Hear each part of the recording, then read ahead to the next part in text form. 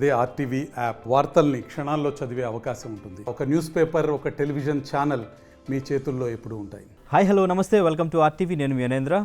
So recent టైమ్స్లో మనం థియేటర్లో ఒక మంచి ఎక్స్పీరియన్స్ చేసిన మూవీ అంటే డెఫినెట్గా హనుమాన్ అని చెప్పుకోవచ్చు. ఎందుకంటే స్టోరీ కొంత అయితే విఎఫ్ఎక్స్ ఇంకొంచెం మనకి విఎఫ్ఎక్స్ క్లైమాక్స్లో కానివ్వండి, స్టార్టింగ్ టైటిల్స్ నుంచి కొన్ని సీక్వెన్స్లో చూసుకుంటే చాలా రియలిస్టిక్గా చూపించారు.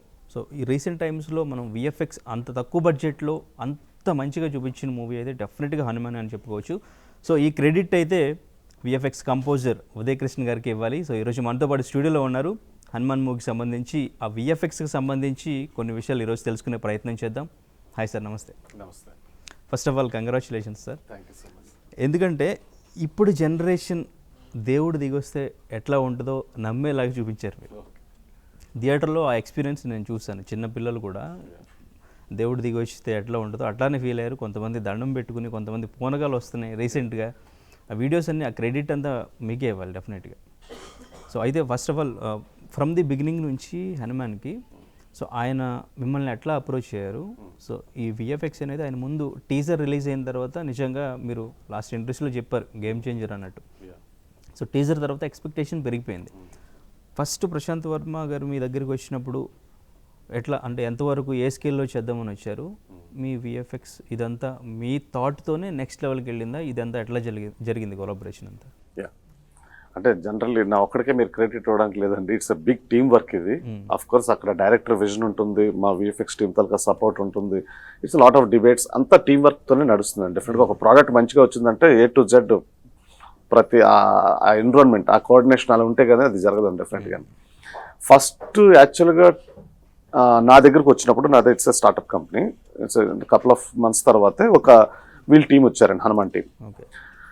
వచ్చినప్పుడు ఒక టీజర్తో వచ్చారండి, ఒక వెరీ బేసిక్ స్టోరీ బోర్డ్తో వచ్చారు. ఇలా అనుకుంటున్నాం, టీజర్ వరకు మాట్లాడారు అంతే. మిగతా మూవీ గురించి కూడా తర్వాత మాట్లాడదాం.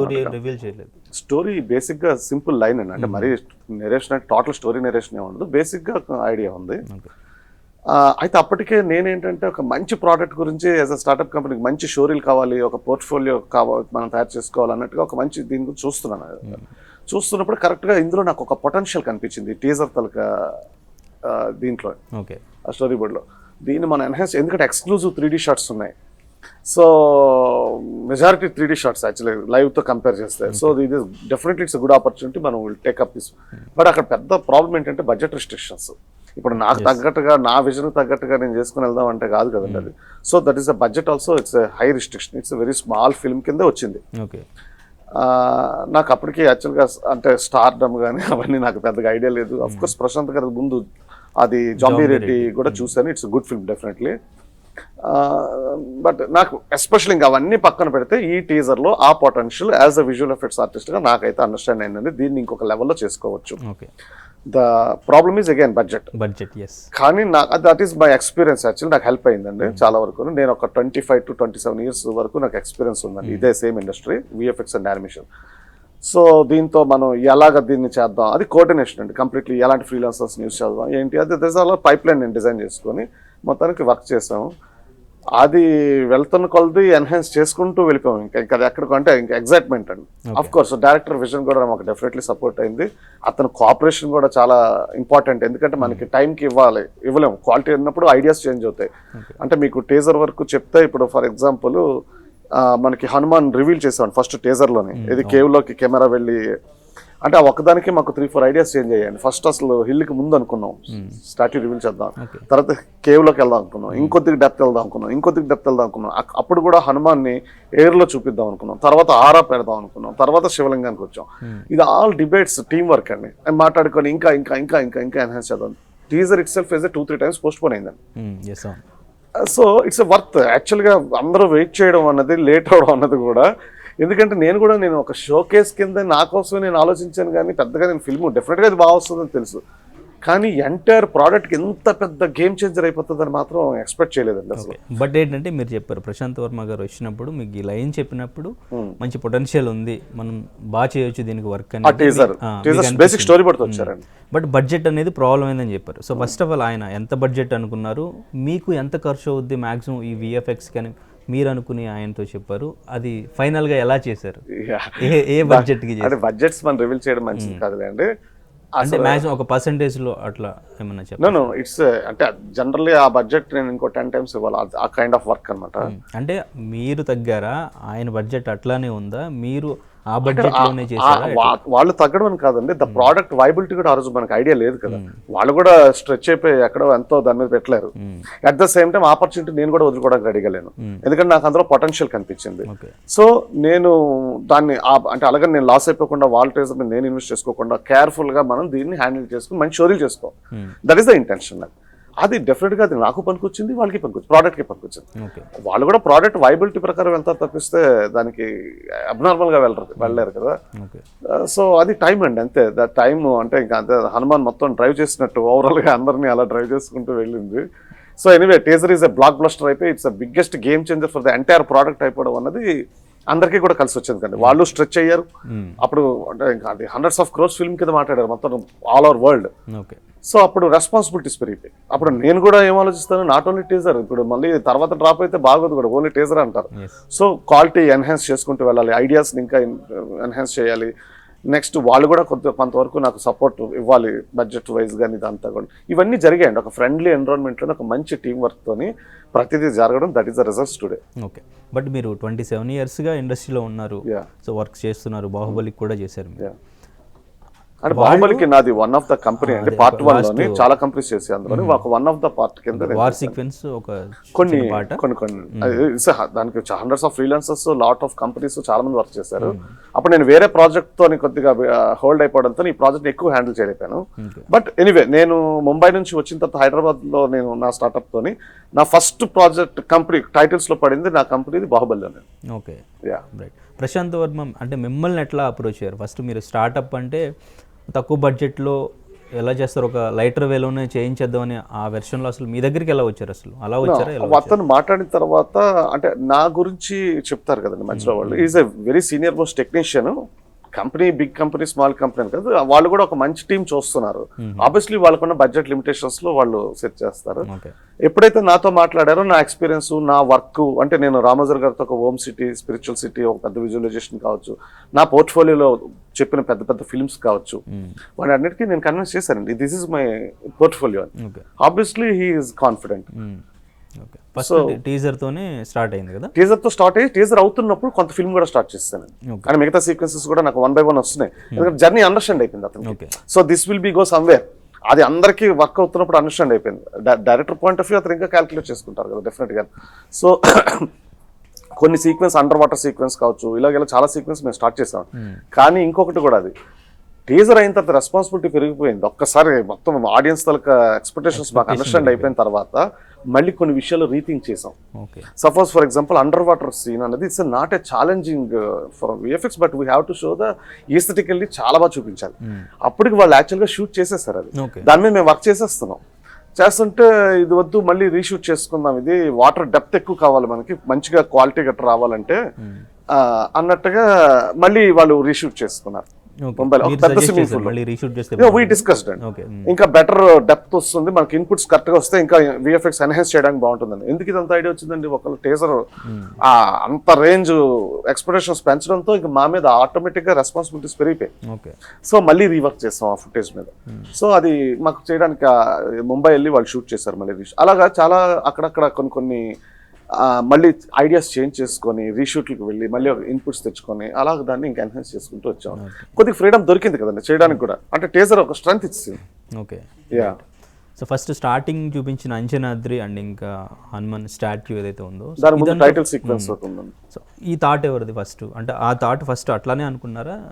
No, see this is everything is finally director vision ఉంటుంది, దట్ ఈస్ డిక్టేట్. బట్ అతనికి ఏం కావాలి అన్నది అతనికి ఒక ఐడియా ఉంది. నేను అంజనాద్రిని ఎస్టాబ్లిష్ చేయాలి, అక్కడ ఒక హనుమాన్ స్టాట్యూ కావాలి, దాన్ని మనం ఎలా చూపిస్తున్నాం ఏంటి, ఇంకా కాన్సెప్ట్ లెవెల్ నుంచి వర్క్ జరుగుతుందండి. అక్కడ stage to stage different departments ఉంటున్నాయి. అలాగ దాని ముందుకు వస్తే మీరు ఒక టైటిల్ సీక్వెన్స్ చూసారు, హనుమాన్ బోర్న్ తొలక సాంగ్, అది థీమ్ సాంగ్ కింద కూడా రిలీజ్ చేశారు.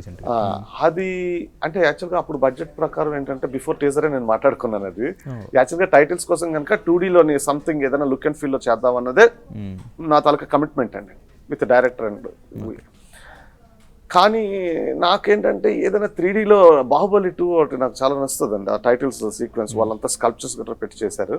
అది ఒకటి ఉండిపోయేది, ఎప్పుడైనా ఇలాగ ఒకటి చేయాలి మంచి టైటిల్ సీక్వెన్స్. 300 ఫిల్మ్ దగ్గర నుంచి నాకు ఉందండి యాక్చువల్గా. సో ఇది ఒక ఆపర్చునిటీ కింద నేను తీసుకుని 2D కాదు 3Dలోకి వెళ్దాం, ఒక కొత్త లుక్ అండ్ ఫీల్ ఏదైనా ట్రై చేద్దాం అని చేసుకొచ్చాం. We are very satisfied for that output present. Okay.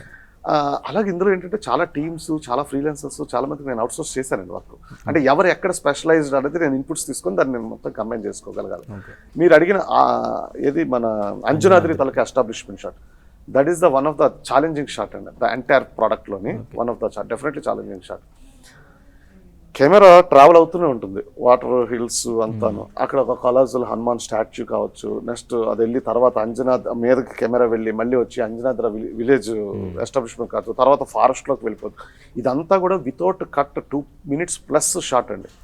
Completely we have to execute in 3D only and photo realistic. అంత పెద్ద వెజిటేషను, అంత వాటర్ సిమ్యులేషన్స్, అంత కొలాజల్ హనుమాను, అక్కడ ఒక విలేజ్, ఇన్ని చూపించాలంటే it's a lot of challenges ఉంటాయండి టెక్నాలజీ వైజ్. అంటే మేము అప్పుడు ఏం చేస్తాం అంటే కట్ షాట్స్ కింద సంథింగ్ ఏదైనా కొన్ని మ్యాజిక్స్ చేస్తాం. ఇందులో మ్యాజిక్ చేయకుండా చేద్దాం టెక్నికల్గా. అంటే ఇదంతా ప్యాషన్ అండి, ప్యాషన్ డ్రైవ్ చేసింది. మంచి షాట్ ఇలాంటి వర్క్ ఎప్పుడో దొరకదండి, వచ్చినప్పుడు మనం దాన్ని ప్రూవ్ చేసుకోగలగాలి. మొత్తం టెక్నికల్గా చూపించింది అదంతా కంప్లీట్లీ ఇన్ 3D ఎగ్జిక్యూషన్ అండి. నో షూట్ అట్ ఆల్ అండి, no shoot at all. Completely the vegetation కావచ్చు, అక్కడ each and every element is in CGI created. Okay. So that is very గ్రాండియర్గా చూపించారు. ఎందుకంటే ఎస్టాబ్లిష్మెంట్, ఎందుకంటే మొత్తం అంటే మీకు అక్కడ అండర్స్టాండ్ చేసుకోండి, టీజర్లోనే ఆల్మోస్ట్ ఆల్ వరల్డ్ బిల్డ్ అయిపోయిందండి అక్కడ. ఇప్పుడు అంజనాద్రి ఎక్కడ వస్తుంది, అదే స్టాచ్యూని మేము డిఫరెంట్ యాంగిల్స్లోని వాడడం కానీ ఇదంతా కూడా ఆ టీజర్ దగ్గర నుంచి మాకు అలా చేసుకుంటూ వచ్చేసామండి. ఓకే. కంప్లీట్లీ.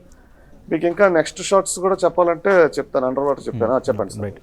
సో అంటే టోటల్గా మొత్తం ఎంతమంది వర్క్ చేసి ఉంటారు VFXకి సంబంధించి?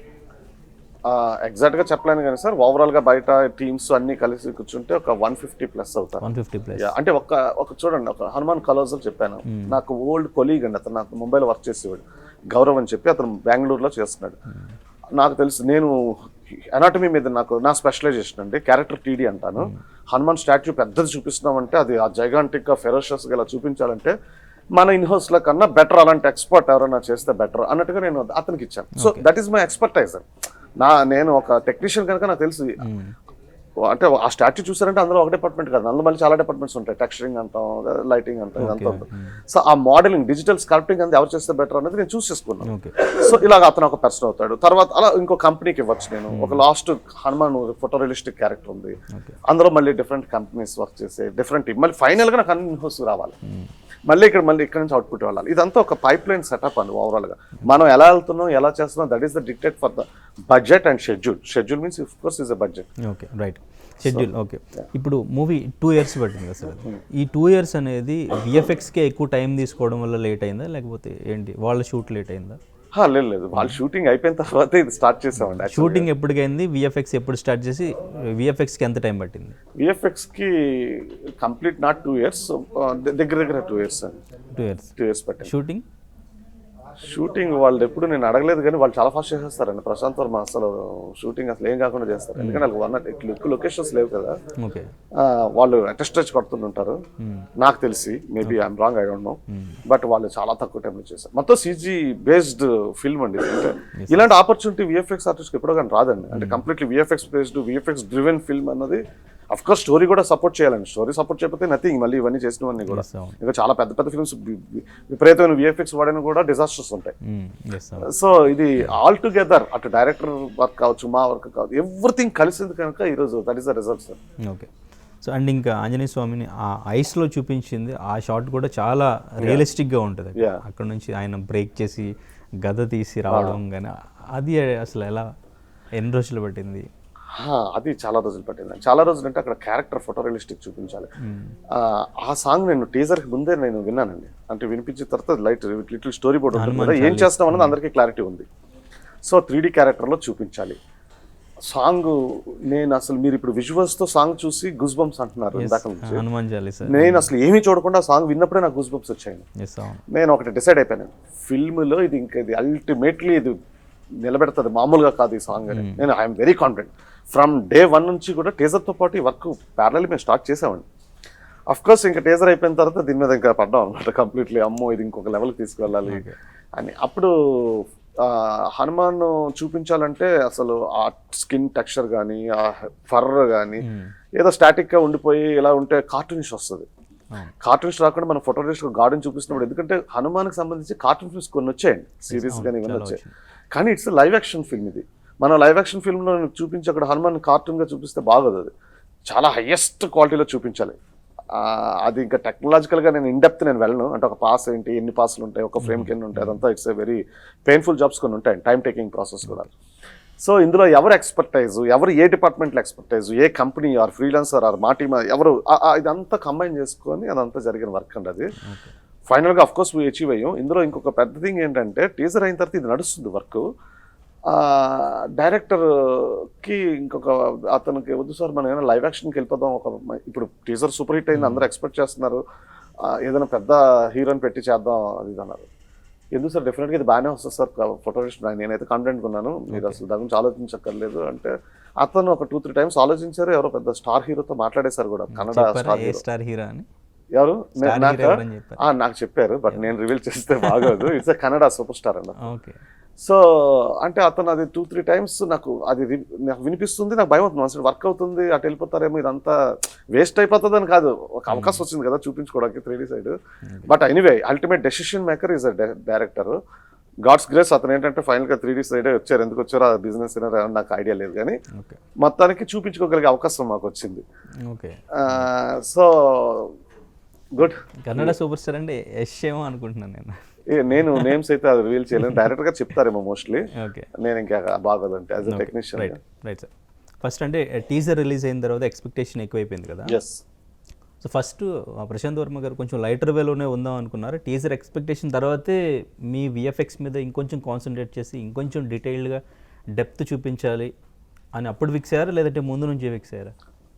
Teaser is a game changer అనుకున్నామండి. ఇంక మమ్మల్ని మొత్తం డ్రైవ్ చేస్తారు, హనుమానే మమ్మల్ని అందరినీ డ్రైవ్ చేస్తారు. ఇంకా అందరూ స్కేల్ అప్ అవ్వాలండి, తప్పదు. అది అంత పెద్ద ట్రెమెండస్ రెస్పాన్స్ వచ్చిన తర్వాత అందరూ దాన్ని స్కేల్ అప్ చేయాలి. బిఫోర్ దట్ నేను ఫిల్మ్ని ఎలా చూసాను, ఒక స్మాల్ ఫిల్మ్ కింద నా దగ్గరికి వచ్చింది. Okay, it's good to showcase this teaser. It's నాకు ఎవరికైనా క్లయింట్లకు చూపించుకోవడం. దాని తర్వాత ఏం జరిగింది, మొత్తం బాబాయ్ ఫిల్మ్ని ఎక్కడికో తీసుకెళ్ళాలి. నాకే అనుకున్నప్పుడు డైరెక్టర్కి ప్రొడక్షన్ వాళ్ళకి ఎలా ఉంటుందండి, ఎందుకంటే బిజినెస్ స్కేలప్స్ మల్టిపుల్ లాంగ్వేజెస్కి అవన్నీ ప్లాన్ చేసుకున్నారు. తర్వాత ఇంకా అప్పటి నుంచి బాలీవుడ్ నుంచి అంత రెస్పాన్స్ వచ్చేసరికి వాళ్ళకి ఇంకా దిస్ ప్యాన్ ఇండియా కూడా కాదు, ప్యాన్ వరల్డ్ అయిపోయింది ఫిల్మ్ అది. అంటే ఒక చిన్న ఫిల్ము అంత పెద్దది అవ్వడం అన్నది నేను కూడా మేబీ ఇట్స్ ఎక్స్పీరియన్స్. ఈరోజు 350 crores అంటే ఫిల్మ్ అసలు వీఆర్ నాట్ ఎక్స్పెక్టెడ్ అండి సీరియస్లీ. రైట్. సో అండ్ ఇంకా ట్రైలర్లో ఆంజనేయ స్వామి ఐస్ ఓపెన్ చేసిన తర్వాత ఐస్ గురించి చాలా డిస్కషన్ జరిగింది. క్యారెక్టర్ ఎవరో చేస్తున్నారు డెఫినెట్గా, మాక్సిమం చిరంజీవి గారు ఐస్లా అనిపించింది అని చాలా మంది కామెంట్ చేశారు. అంటే మీకు రిఫరెన్స్ ఏమైనా చెప్పారా ఐస్? లేదు, చాలా మంది అడిగారు. అలాగనే డైరెక్టర్ గారు నన్ను మాకు అదేం చెప్పలేదండి, మేము మా ఓన్ ఫ్రీడమ్తోనే నేను దట్టు ఆంజనేయ స్వామి ఆకారం కానీ ఏ హీరో అంటే నెక్స్ట్ క్యారెక్టర్ చేయబోతున్నారని ఆయన అనౌన్స్ చేశారు కదా. సో నెక్స్ట్ జై హనుమాన్కి సంబంధించి ఈయన క్యారెక్టర్ చేస్తారు కాబట్టి ఏం ఐడియా లేదండి. అంటే ఇదంతా మేబీ బిఫోర్ రిలీజ్ చిరంజీవి గారు కూడా క్యాంపెయినింగ్ లో గట్రా ఉన్నారు కదా, ఆ పీపుల్ మేబీ ఆ పర్స్పెక్టివ్ లో చూసుకుంటారేమో నా ఫీలింగ్. బట్ మేము ఎటువంటి రిఫరెన్స్లు ఏమీ తీసుకోలేదండి. మాకు ఏంటంటే జైగాంటిక్ కనిపించాలి, గాడ్ ఆ స్పిరిచువాలిటీ ఉండాలి అండ్ ఫెరోషియస్గా ఉండాలి, హనుమాన్ అన్నది బలశాలి అన్నట్టుగాను అన్నది హ్యూమన్ ఎనాటమీ మీదే మేము కరెక్ట్గా ఫిక్స్ అవుతాం తప్పిస్తే ఆ ఎక్స్ప్రెషన్స్ ఎలా వస్తున్నాయి ఏంటి అన్నది కానీ ఇలాగ చిరంజీవి లేకపోతే సంథింగ్ అన్నది అయితే అసలు అప్పుడైతే మేము అనుకోలేదండి. డెఫినెట్గా మేము మా ఐడియాస్ ప్రకారం వెళ్ళాం. ఓకే, బట్ కానీ ఆంజనేయ స్వామిది ఫేస్ రివీల్ చేయలేదు. ఎస్, ఆయనది ఫేస్ రివీల్ చేయకుండా అది teaser, that is called teaser. మూవీలో కూడా ఫేస్ మొత్తం రివీల్ చేయకుండానే పెట్టారు. సో దానికి ఏమైనా రీజన్ ఉందా? అది మీరు డైరెక్టర్ అతను తగ్గట్టు కదా ఇవ్వాలి. ఓకే, ఆయన చెప్పారు మీకు ఫేస్ రివీల్ చేయాలి అంటే షార్ట్ అప్రూవ్ చేయాలి. ఒకవేళ మీరు రివీల్ చేసి కెమెరా పెడితే వద్దన్నారు అనుకోండి, ఆ షార్ట్ అతనే కదా అప్రూవ్ చేయాలి ఫైనల్ గా. అంటే మీరు పెట్టారు ఫేస్ మొత్తం అదంతా ఉంటుందండి, అంతా అయిపోయింది, టోటల్ క్యారెక్టర్ అంతా అయిపోయింది. ఒక క్యారెక్టర్ ఫిల్మ్ మొత్తం ఇంకోటి కూడా చేయొచ్చు. బట్ అతను ఐడియా ఏంటి, తర్వాత లైవ్కి వెళ్తారా లేకపోతే అది that is we can't. So అయితే జై హనుమాన్ గురించి ముందు డిస్కషన్ ఏం లేదు సార్? అయితే లేదు అంటే లేదంటే అది ఇంకా ఎప్పుడైతే ట్రేజర్ అయిందో పార్ట్ 2 కానీ ఇంకా అతను అందరూ ఫిక్స్డ్. అండ్ దట్ కూడా లాస్ట్ మీకు క్లైమాక్స్ లో కూడా అదే కదండి. సో అతనికి ఒక ఐడియా ఉంది, పార్ట్ 2 చేద్దాం. అదేంటి ఎప్పుడు నేను అంతలా నేను డిస్కస్ చేయలేదు. ఒకసారి ఏదో పార్ట్ 2 కూడా స్క్రిప్ట్ కంప్లీట్ అవుతుంది అన్నారు అనమాట. చాలా అది గుర్తు నాకు ఇంకాను. ఒక సందర్భంలో ఎప్పుడో చెప్పారు. నేను అదేం పెద్దగా ఫోకస్ చేయలేదండి. ప్రజెంట్ ఫస్ట్ జరగాల్సింది చూద్దాం అన్నట్టుగా. నేను టెక్నీషియన్స్ వరకే కదండి. మీతో ఇంకా డిస్కషన్ రాలేదు ఎప్పటి నుంచి స్టార్ట్ చేయాలి వర్క్? లేదు రాలేదు ఇంకా. వాళ్ళు ఇప్పుడు ఏదో షూటింగ్ గట్రా స్టార్ట్ చేస్తున్నారు. ఇప్పుడు ఏంటంటే వాళ్ళు కూడా స్కేల్ అప్ అయిపోయారు. స్టార్ హీరో ఎవరు అనేది చాలా ఎక్సైట్మెంట్ నాకు. ఓకే. అండ్ ఇంకా రీసెంట్గా వచ్చిన వార్తలు చిరంజీవి గారు హనుమాన్ క్యారెక్టర్, మహేష్ బాబు గారు రాముడు క్యారెక్టర్, ఇవన్నీ కూడా రూమర్స్ వస్తున్నాయి. సోషల్ మీడియాలో ఏదో చూస్తుంటాను. ఎవరు యూస్ వాళ్ళు. బట్ ఏంటంటే సార్, ఇప్పుడు మీ వర్క్ అనేది హనుమాన్లో చూసిన తర్వాత, ఫస్ట్ టీజర్ రిలీజ్ అయిన తర్వాత హనుమాన్కి ఎంత హైప్ వచ్చిందో ఇదంతా కూడా ఆదిపురుష్ మీద పడింది ఎఫెక్ట్. ఏంటంటారు కారణం? అంటే అది ఆదిపురుష్ కూడా పాపం కష్టపడి చేస్తుంటారు చాలా టీము. ఆదిపురుష్ తర్వాత ఇది ఒక 1 month 1.5 month తర్వాత టీజర్ రిలీజ్ అయింది. ఎక్కువ కంపారిజన్ వీడియోస్ అయితే వచ్చాయి. అంటే క్వశ్చన్ నేను ఎలా చెప్పమంటారు అంటే, ఇది బాగుంది, ఆబ్వియస్లీ బాగుంది. అంటే పీపుల్ ఎందుకో కనెక్ట్ అయ్యారు ఇక్కడ ఎక్కువ. సో దానికి అది పెద్ద ఫిల్మ్ అండి, చాలా పెద్ద ఫిల్మ్. అది చాలా పెద్ద కంపెనీస్ చాలా మంది చేశారు. ఏదైనా అల్టిమేట్లీ డైరెక్టర్స్ విజన్ అండి. ఇప్పుడు అతను ఆ డైరెక్టర్ ఒక వానర్ సేన తీసుకున్నారు, అది పీపుల్ కనెక్ట్ అవ్వలేదు. నెక్స్ట్ రావణాసురుడు సంథింగ్ రాజ్యం, అదేంటంటే ఇంద్రజిత్తుడు కట్టిన రాజ్యం అనేసరికి ఇంకోలా ఊహించారు. ఒక డన్ లాగా అనేసరికి అతని విజన్ అది పీపుల్ కనెక్ట్ అవ్వలేదు. ఇలాగ మేబీ చాలా ఆర్ట్ ఆఫ్ రీజన్స్ ఉంటాయి ఇందులోని. అందులో నేనేం కంపేర్ చేసుకో తెలుసుకోలేదు. కానీ మా వర్క్ ఏమంటే మేము పర్ఫెక్ట్ గా ఆ డైరెక్టర్ కి తెలుసు, మాకు తెలుసు, మేము కలిసి చేసుకోవాలి. అంటే డిస్కషన్ ఎక్కువగా జరిగింది మాత్రం అదే విఎఫ్ఎక్స్ విషయంలో. దాదాపు ఇది 30 నుంచి 40 కోట్ల సినిమా అనేది ఫస్ట్ నుంచి సోషల్ మీడియాలో తెలిసిన విషయం. అండ్ ఇంకా తర్వాత ఆదిపురుష్ 500 కోట్ల పైన సినిమా అనేది తెలిసిందే. అంటే విఎఫ్ఎక్స్ విషయంలో ఎక్కడ మిస్టేక్ జరిగిందా? అంటే కార్టూన్ లాగా కనిపించిందని అక్కడ కూడా టీజర్ రిలీజ్ అయిన దగ్గర నుంచి ట్రోల్స్ వచ్చినాయి. ఇక్కడ టీజర్ రిలీజ్ అయిన దగ్గర నుంచి ఇంత చిన్న బడ్జెట్లో ఎంత రియలిస్టిక్గా ఎట్లా వచ్చింది అనేది దీనికి హైప్ వచ్చింది. సో ఆ కంపారిజన్లో ఆ విఎఫ్ఎక్స్లో ఎక్కడ మిస్టేక్ జరిగిందంటారు? మిస్టేక్ అంటే మనకి ప్రీ ప్రొడక్షన్ దగ్గర నుంచి నేను మాట్లాడాల్సి వస్తుంది. అంటే ప్రాపర్గా వాళ్ళు ప్రీ ప్రొడక్షన్ ఎంతవరకు చేస్తారో నాకు ఐడియా లేదు. అంటే ఒక స్టోరీ బోర్డ్ లెవెల్ దగ్గర నుంచి concept arts, key frame illustrations, each and every stage కూడా వెరీ వెల్ ప్లాన్డ్గా మనం ప్రీ ప్రొడక్షన్ వర్క్ అయితే చేసుకోవాలని. అది చేసుకోకపోతే బడ్జెట్స్ కంట్రోల్ ఉండదు, షెడ్యూల్స్ కంట్రోల్ ఉండవు. ఇప్పటికైనా ఇంకొకటి చెప్తాను సార్, ఇప్పుడు చిన్న సినిమా వాళ్ళు జనరల్గా ప్రొడ్యూసర్స్ కానీ డైరెక్టర్స్ కానీ విఎఫ్ఎక్స్ అంటే భయపడే పరిస్థితులు ఉన్నాయి ఇంకాను. ఎందుకంటే ఇది ఎలా వస్తుందో క్వాలిటీ, ఎందుకంటే కొన్ని విఎఫ్ఎక్స్తో డిజాస్టర్ అయిన సినిమాలు చాలా ఈ మధ్యకాలం వచ్చాయి. ఇది ఎలా వస్తుందో క్వాలిటీ మనకు ఐడియా ఉండదు, నెక్స్ట్ షెడ్యూల్ కంట్రోల్ ఉండదు, మూవీస్ పోస్ట్ పోన్ అవుతుంటుంటాయి. ఏమీ లేదు సార్, కరెక్ట్గా ప్రీ ప్రొడక్షన్ ప్లాన్డ్గా చేసుకుంటే రిలీజ్ డేట్తో సైతం పర్ఫెక్ట్ క్వాలిటీతో, ఒక మంచి ఫోటో రియలిస్టిక్ క్వాలిటీతో ఇచ్చే రోజులు ఉన్నాయండి. ఈరోజు కూడా ఉన్నాయి. అంటే ఈరోజు పూర్వంకి ఇప్పటికీ మనకి టెక్నాలజీ సపోర్ట్ చేస్తుందండి. సాఫ్ట్వేర్స్ కానీ హార్డ్వేర్స్ కానీ చాలా వరకు మనకు సపోర్ట్ చేస్తుంది. అండ్ ఫ్యూచర్ టెక్నాలజీస్ ఇంకా చాలా ఇప్పుడు మనం అడాప్ట్ చేసుకుంటే ఇప్పుడుకున్న బడ్జెట్స్ కన్నా, ఇప్పుడు హనుమాన్లో పెట్టిన దానికన్నా ఇంకా తక్కువలో కూడా మనం దీనికి మించి కూడా విజువల్స్ ఇచ్చే టెక్నాలజీ ఈరోజు ఉందండి. మనం అది అడాప్ట్ చేసుకుని కరెక్ట్గా ఏ కైండ్ ఆఫ్ పైప్ లైన్ మనం డిజైన్ చేసుకుంటున్నాం, ఎలా వెళ్తున్నాం, దట్ ఈస్ ద మ్యాటర్ అండి. 100% చెప్తున్నాను. ఇలా రిలీజ్లు పోస్ట్ పోన్ ఇవన్నీ అంటే ఎప్పుడైనా మనం ఐడియాస్ని చేంజ్ చేసుకున్నాం అనుకోండి, చేంజ్ చేసినప్పుడు మనకి రిలీజ్ డేట్ అని తెలుస్తుంటుంది కదా. ఓకే, డెలివరీ డేట్ మారుతుంది, దాని పక్కట్టు సింక్ అయ్యి డైరెక్టర్ టీమ్ వర్క్ చేస్తే చిన్న సినిమాలతో వండర్స్ విత్ విఎఫ్ఎక్స్తో కొట్టొచ్చండి. మీకు మొన్న ఇప్పుడు ఒక చూడండి, హాలీవుడ్ ఫిల్మ్స్ కొన్ని ఉంటాయి మీకు, గ్రావిటీ లాంటివి, అవన్నీ హై అండ్ విఎఫ్ఎక్స్. బట్ ఈ రోజుల్లో అది ఒక యూనివర్స్లో చేయడం పెద్ద విషయం కాదు కదండి. Technology it's lot. ఇప్పుడు నేను ఒక కంపెనీతో ముందుకు వస్తున్నానండి. Next within week or 10 days ఇక్కడే హైదరాబాద్ హబ్ గాను బీస్ట్ బెల్స్ అని కంపెనీ పెడుతున్నాను. Beast Bells. ఇది ఇప్పుడు మనకి ఒక 1 year నుంచి చూస్తున్నారు. ఆర్టిఫిషియల్ ఇంటెలిజెన్స్ కావచ్చు, మిషన్ లెర్నింగ్ కావచ్చు, ఇలాంటి రకరకాల టెక్నాలజీస్ అన్నీ కూడా ఇంక్లూడింగ్ ద ఫిల్మ్ మేకింగ్లో కూడా డిఫరెంట్ టెక్నాలజీస్ వీటన్నిటిని అడాప్ట్ చేసుకొని కరెక్ట్గా ఒక ఫెసిలిటీ ఉంటే, నేను నెక్స్ట్ గ్లోబల్ టాలెంట్ మొత్తం మనకి ఒక పర్టికులర్ మీకు కింద హనుమాన్ స్టాచ్యూ చేసిన ఒక పర్సన్ గురించి చెప్పాను, డిజిటల్ స్కల్ప్టింగ్. మేబీ అలాంటి ఫ్రెండ్ నాకు న్యూజిలాండ్లో ఉన్నాడో లేకపోతే సమ్ కంట్రీలో ఉన్నాడు. అతను నాకు వర్క్ చేయాలంటే నా ప్లాట్ఫామ్ మీదకి వచ్చి, అతనికి వర్క్ ఇచ్చి నా ప్లాట్ఫామ్ మీదకి వచ్చి this a cloud integrated connect చేసుకుని. అంటే ఈరోజు గ్లోబల్ టాలెంట్ని కూడా మనం ప్రాజెక్ట్ బట్టి, వర్క్ బట్టి, టైం బట్టి మనం డిజైన్ చేసుకొని వాడాలి. అంతేగాని రిస్ట్రిక్ట్ అయిపోకూడదని, క్వాలిటీ దగ్గర రిస్ట్రిక్ట్ అవ్వకూడదు. అల్టిమేట్లీ మనకు కావాల్సింది quality with in the budget, with in the schedule. దాన్ని ప్రాపర్లీ డిజైన్ చేసుకోవాలి. నేను ఈ స్టూడియోకి ఎస్పెషల్లీ ఇట్స్ ఫస్ట్ టైం అండి. నేను ఇప్పటివరకు కూడా ట్రెడిషనల్ స్టూడియోస్ రన్ చేశాను లైక్ అందరిలాగే. ఇప్పుడు పెడుతున్నాను కనుక ఇక 1 year నుంచి చాలా చేంజెస్ వచ్చాయి కనుక నేను ఇప్పుడు ఫ్యూచరిస్టిక్ స్టూడియో ప్లాన్ చేసుకుంటున్నాను. సో నేను అందుకే ఒక 5-6 months నుంచి దాని మీద విపరీతమైన రీసెర్చ్ చేసి ఇవన్నీ ఇన్బిల్డ్ చేసుకుంటూ స్టార్ట్ అవుతున్నానండి. Okay, right. బట్ సంక్రాంతి టైంలో పెద్ద స్టార్ మూవీస్ అన్నీ కూడా రిలీజ్ అవుతూ ఉంటాయి. ఆయన చెప్పిన డేట్కే ఫిక్స్ అయి ఉన్నారు. ఎవరు వచ్చినా థియేటర్ ఇచ్చినా ఇవ్వకపోయినా రిలీజ్ చేస్తానని చాలా కాన్ఫిడెంట్గా ఉన్నారు సినిమా మీద. ఆయన కంటెంట్ ఒక ఎత్తు అయితే మీరు ఇచ్చిన అవుట్పుట్ కూడా దానికి ఆ కాన్ఫిడెన్స్ ఇవ్వడానికి మెయిన్ రీజన్ అనుకోవచ్చా? యాక్చువల్లీ ఇది 6-7 months బ్యాక్ రిలీజ్ అయిపోవాలండి. అప్పటికి నేను దానికి తగ్గట్టు అప్పుడు ప్లాన్ చేసాము. తర్వాత సడన్గా ఒక అంత టైం తీసుకున్నారు. అంటే అతని థాట్స్ కొన్ని యాడ్ ఆన్స్ చేద్దాం అనుకున్నారు. నెక్స్ట్ ఇప్పుడు వరల్డ్ మార్కెట్కి వెళ్ళిపోయారు వాళ్ళు, అదర్ మల్టిపుల్ లాంగ్వేజెస్కి వెళ్ళిపోతున్నారు. ఇక్కడ తెలుగు ఆడియన్స్ థియేటర్స్ అన్నది ఇది తెలుగు వరకేనండి. ఇప్పుడు అతనికి అలా బాలీవుడ్లో ఆల్రెడీ కమిటెడ్ ఉంటారు కదా. ఇప్పుడు వరల్డ్ వైడ్ కమిటెడ్ ఉన్నప్పుడు ఓన్లీ ఇక్కడ ఈ స్టేట్స్కి సంబంధించి అతను ఫోకస్ చేయలేదు. ఫస్ట్ ఎప్పుడో 6-7 months బ్యాకే డేట్ ఫిక్స్డ్ అండి మెయిన్ బాలీవుడ్లో. బాలీవుడ్ మొత్తం వరల్డ్ వైడ్ రిలీజ్ డేట్ అయితే ఫిక్స్డ్ నాకు తెలుసు. సో అదైతే ఫిక్స్డ్. ఇక్కడ ఏం జరిగింది, ఎన్ని థియేటర్లు, అవన్నీ నాకు that is not in my area. Okay, right. So అంటే మహేష్ బాబు గారి మూవీతో పోటీ పడడం ఎలా అనిపించింది అప్పుడు మీకు? అంటే మూవీ కంటెంట్ నిలబడుతుంది అనుకున్నారా, ఏమనుకున్నారు?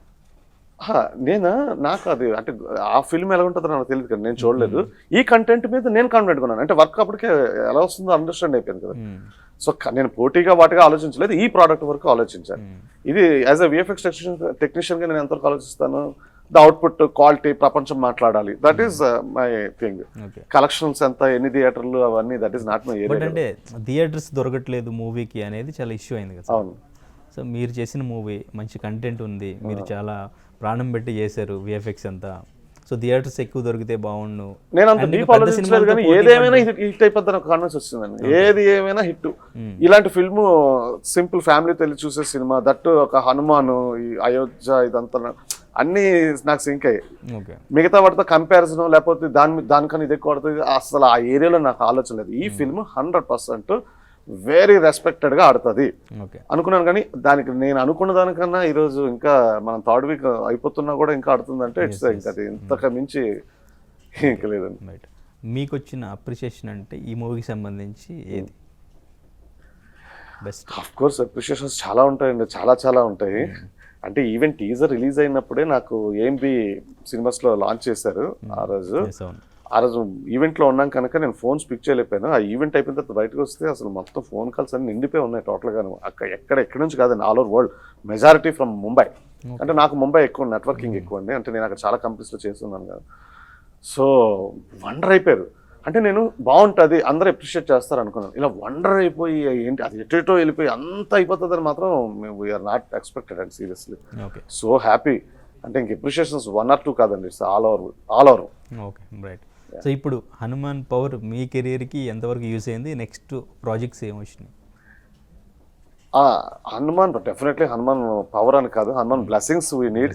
సీరియస్లీ అతని బ్లెస్సింగ్స్తోనే ప్రోడక్ట్ కానీ అందరం కానీ ఒక బ్రేక్ దొరికింది అందరికీ.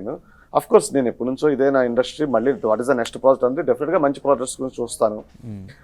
ఇప్పుడు నేను పెట్టబోయే కంపెనీ కూడా ఇట్స్ ఫ్యూచరిస్టిక్ కనుక మంచి స్టేట్ కటింగ్ ఎడ్జ్ టెక్నాలజీతో పెడతాను కనుక డెఫినెట్లీ చూస్ చేసుకుని అది చిన్న పెద్ద ఫిల్మ్ అని చూడండి, అందులో పొటెన్షియల్ అన్నది నేను చూసుకుంటాను. సపోజ్ ఒక విశ్వంభర అనేది మొన్న ఏదో ఒక ఇది చూసాను, చిరంజీవి గారిది టైటిల్ లాంచింగ్ చూసాను, చాలా బాగా చేశారు. దట్ సైఫై అంటున్నారు. దట్ ఈస్ అఫ్ కోర్స్ నా ఫేవరెట్ జానర్ అండి. నాకు సైఫై అండ్ మైథలాజికల్ ఇలాంటి కొంచెం జానర్స్ ఉన్నాయి. మేబీ నేను అది ఇంకా ట్రై చేయలేదు, నేను అంతా ఈ కంపెనీ ఏర్పాట్లో ఉన్నాను. మేబీ డెఫినెట్గా అది కూడా నేను ట్రై చేస్తాను. ఇంకా ఎక్కడ ఛాన్స్ ఉంది విశ్వంభరకి ఛాన్స్ ఉంటే డెఫినెట్గా అంటే నేను అడగాలి కదా. సో అది ఇంకా తెలియదు ఏ స్టేజ్లో ఉందో ఏంటో తెలియదు. ఇదంతా నా ఏర్పాట్లు అయిపోయిన తర్వాత ఒక 10 to 15 daysలో మూవ్ అవుతాను. మూవ్ అయ్యి డైరెక్టర్స్తో ఇంటరాక్ట్ అవుతాను. అలాగే నేను ఇంకోటి బాలీవుడ్లో రామాయణం ఒకటి మళ్ళీ చేస్తుందని విన్నాను. నాకు ఇంకా పూర్తిగా కన్ఫర్మ్డ్గా తెలియదు. అది భారీ ఫిల్మ్ అనుకుంటున్నాను. ఒకవేళ అలాంటివి ఉంటే అఫ్ కోర్స్ ఇది అంతా నేను నా ప్రయత్నం నేను చేసుకోవాలి కదా. రాజమౌళి గారి మూవీ నెక్స్ట్ మహేష్ బాబు గారితో ఆబ్వియస్లీ వెళ్తాను. అది ఎందుకు ట్రై చేయాలంటే గట్టిగా ట్రై చేస్తాను, కానీ వాళ్ళు ఏంటంటే చాలా స్ప్లిట్ చేస్తారు వర్క్. ఇట్స్ హ్యూజ్ వర్క్ ఉంటుంది కదండి. సో అందులో మనం ఏ పార్ట్ చేస్తున్నాం, ఎంత చేస్తున్నాం, అంతా మన ఫేట్ మీద డిపెండ్ అయి ఉంటుంది. ఛాలెంజింగ్ వర్క్ చేయాలని ఎప్పుడూ ఉంటుందండి. అవకాశం రావాలి కదా, వచ్చింది, నిలబెట్టుకున్నాం, గాడ్స్ గ్రేస్.